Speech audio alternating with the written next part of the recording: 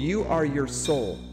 You are your mind. Your mind and your soul are the same thing. That's who you really are. You're just in a physical body. All right? Your physical body is weak, but your physical body is not the sinful part. Can I get an amen?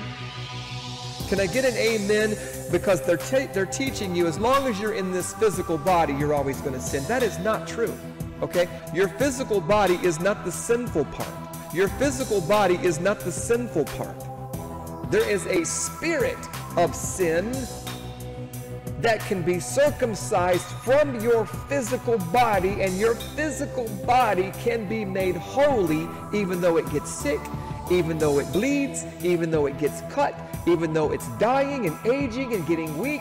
Your physical body gets hungry, it gets tired. Your physical body is very low on the scale. We're going to have a better body one day, okay? That's the point. Your physical body doesn't have to keep sinning, right? So what we have here is Peter giving us this same concept that we are being purged, and he uses the past tense language of was purged, and that's the same over here as being justified.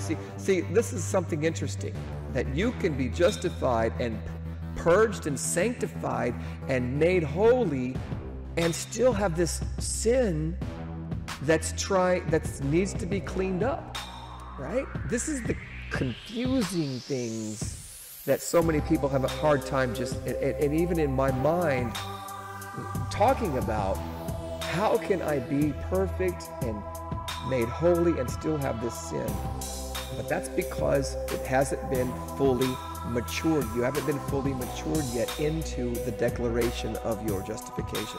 You've been declared justified, but the reality is we need to grow into that declaration. We need to grow into that. And if we forget that we were purged, that he was purged from his sins, if we forget and we stop growing, okay, we stop growing, Ephesians 5:26, that he might sanctify and cleanse the church with the washing of the water.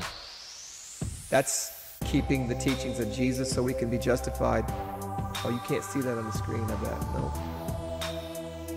And Titus 2:14, who gave himself for us that he might redeem us from all iniquity and purify unto himself a particular people, zealous of good works. Okay, so there's a purging process. Ephesians 5:26, Titus 2:14.